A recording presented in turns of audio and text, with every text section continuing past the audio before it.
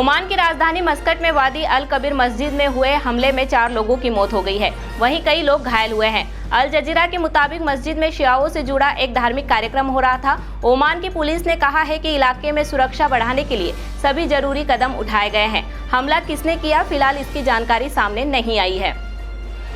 Australia में zoology यानी जीव विज्ञान के एक्सपर्ट एडम ब्रिटन को कुत्तों का रेप और हत्या करने के जुर्म में 249 साल की सजा सुनाई गई है। 52 साल का एडम मगरमच्छ का एक्सपर्ट है। उसने पिछले साल जानवरों पर जुल्म करने से जुड़े 60 आरोपों को स्वीकार कर लिया था। अमेरिका की रिपब्लिकन पार्टी ने डोनाल्ड ट्रंप को आधिकारिक तौर पर राष्ट्रपति उम्मीदवार घोषित कर दिया। विस्कॉन्सिन के मिल्वॉकी शहर में हुए पार्टी कन्वेंशन में ट्रंप को डेलीगेट्स के 2387 वोट मिले। 13 जुलाई को पेंसिल्वेनिया में हुए हमले के बाद यह पहला मौका था जब ट्रंप सार्वजनिक मंच पर नजर आए। उनके कान पर पट्टी बंधी थी। जम्मू कश्मीर में डोडा जिले के डेसा में आतंकवादियों की फायरिंग में सेना के कैप्टन समेत 4 जवान शहीद हो गए। एक पुलिसकर्मी की भी मौत हुई है। राष्ट्रीय राइफल्स और जम्मू कश्मीर पुलिस यहां सर्च ऑपरेशन चला रही थी। सर्चिंग के दौरान आतंकी फायरिंग करते हुए भागे। घना जंगल होने की वजह से वे बच निकले। उत्तर प्रदेश के 20 जिलों में बाढ़ के हालात हैं। नेपाल बॉर्डर की नदियों के साथ ही गंगा भी उफान पर है। वाराणसी में गंगा का जलस्तर हर घंटे 5 से 10 सेंटीमीटर बढ़ रहा है। गोरखपुर में राप्ती नदी खतरे के निशान के पार बह रही है। सड़कों पर नाव चल रही है। 30 गांव डूब गए हैं। गृह मंत्री अमित शाह ने सीएम योगी आदित्यनाथ से बाढ़ की हालात को लेकर चर्चा की।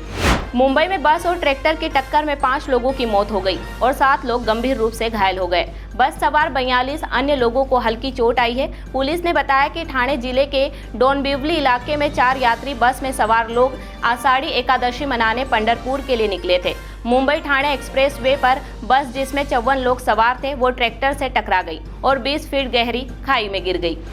संसद का बजट सत्र 23 जुलाई से शुरू हो रहा है। विपक्ष फिर से सरकार को घेरने की रणनीति बना रहा है। वहीं राज्यसभा में भाजपा के पास 86 सीटें और सहयोगी दलों को मिलाकर यानी एनडीए के पास 101 सीटें हैं। 13 जुलाई को पार्टी के 4 मनोनीत सदस्य सेवानिवृत्त हो गए। एनडीए के बहुमत के आंकड़े से 13 सीटें कम हैं। इस लिहाज से देखें तो सरकार को बिल पास कराने में परेशानी का सामना करना पड़ सकता है।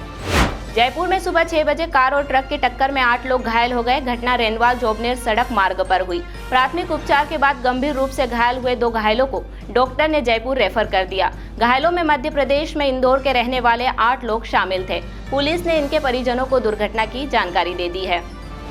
कांग्रेस प्रदेश अध्यक्ष जीतू पटवारी फोन टेपिंग की शिकायत दर्ज कराने साइबर सेल पहुंचे। उन्होंने कहा कि पेगासस सॉफ्टवेयर की मदद से इस काम को अंजाम दिया गया है। साइबर क्राइम में कांग्रेस प्रतिनिधि मंडल के द्वारा शिकायत दर्ज कराई गई है कि जिसमें कहा गया कि कांग्रेस प्रदेश अध्यक्ष जीतू पटवारी के मोबाइल से तमाम गोपनीय दस्तावेज, फोटोग्राफ और बैंक अकाउंट तक की जानकारी चुराई गई। कांग्रेस ने कहा कि एप्पल कंपनी की तरफ से जीतू पटवारी को इस संबंध में ईमेल किया गया। भोपाल में एनएसयूआई ने नर्सिंग घोटाले सहित तमाम परीक्षाओं में गड़बड़ी के विरोध में प्रदर्शन किया था। पुलिस ने प्रदर्शनकारियों को रोकने के लिए वाटर कैनन और आंसू गैस के गोले इस्तेमाल किए। इसमें कांग्रेस के कई कार्यकर्ता घायल हुए। पुलिस की कार्रवाई पर नेता प्रतिपक्ष उमंग सिंघार ने सोशल मीडिया प्लेटफॉर्म एक्स पर अपनी पोस्ट में प्रदेश सरकार और पुलिस पर गंभीर आरोप लगाए हैं। संदिग्ध रेडियो एक्टिव मटेरियल के साथ देहरादून पुलिस ने भोपाल के अभिषेक जैन और जेद अली समेत उत्तर प्रदेश के 2 और दिल्ली के 1 युवक को गिरफ्तार किया था। इस मामले में देहरादून पुलिस ने बड़ा खुलासा करते हुए बताया कि बरामद रैम असली नहीं है। नकली को असली बताकर वह करोड़ों रुपए की ठगी करना चाहते थे। महू पाताल पानी के बीच रेलवे द्वारा मीटर गेज सेक्शन को ब्रॉड गेज में कन्वर्ट करने का काम पूरा हो गया है। इस ट्रायल की ओके रिपोर्ट आते ही महू से पाताल पानी के बीच यात्री ट्रेन का संचालन शुरू कर दिया जाएगा। साथ ही महू से पाताल पानी तक चलने वाली ट्रेन की कनेक्टिविटी को हेरिटेज ट्रेन से जोड़ने का भी प्लान चल रहा है।